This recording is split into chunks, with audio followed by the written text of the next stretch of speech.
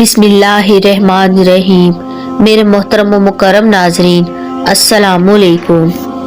एक दफ़ा का जिक्र है, एक बुजुर्ग अपने मदरसे में अपने मरीदों और शागिर्दों को दीन की तालीम दिया करते थे।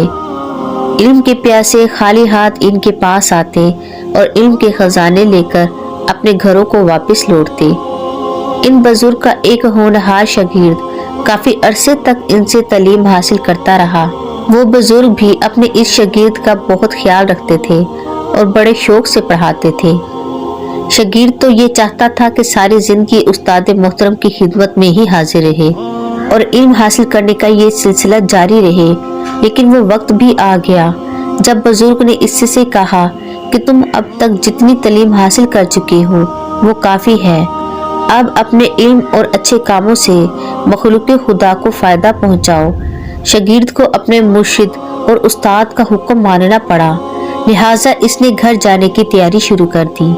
जब वो मदरसे से रुखसत होने लगा तो उस बुजुर्ग ने पूछा, बेटा तुम काफी अरसा हमारे पास रहे हो, ये तो बताओ तुमने यहाँ रहकर क्या क्या हासिल किया है।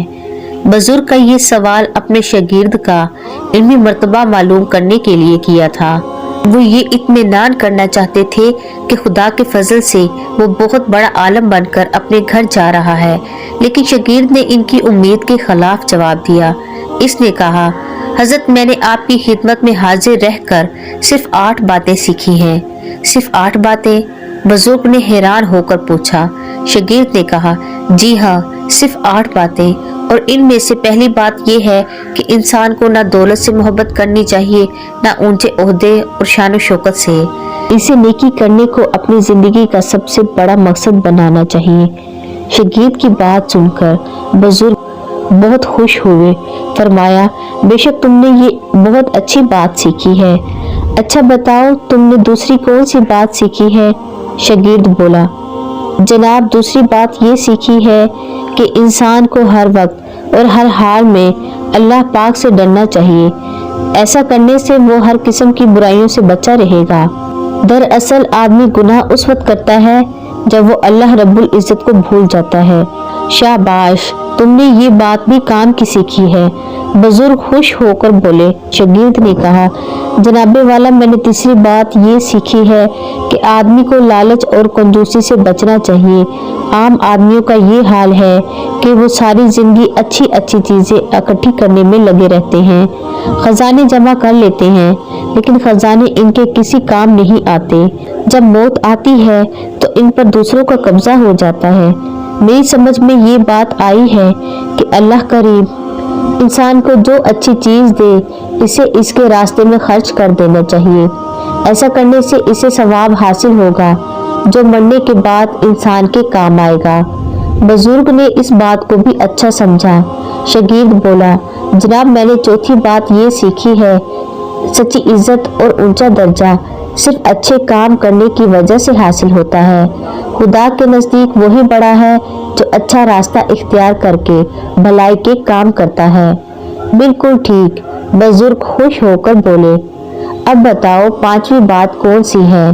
शागिर्द बोला, जनाब दूसरों को अच्छी हालत में देखकर जलना और हसद करना बहुत बुरी बात है।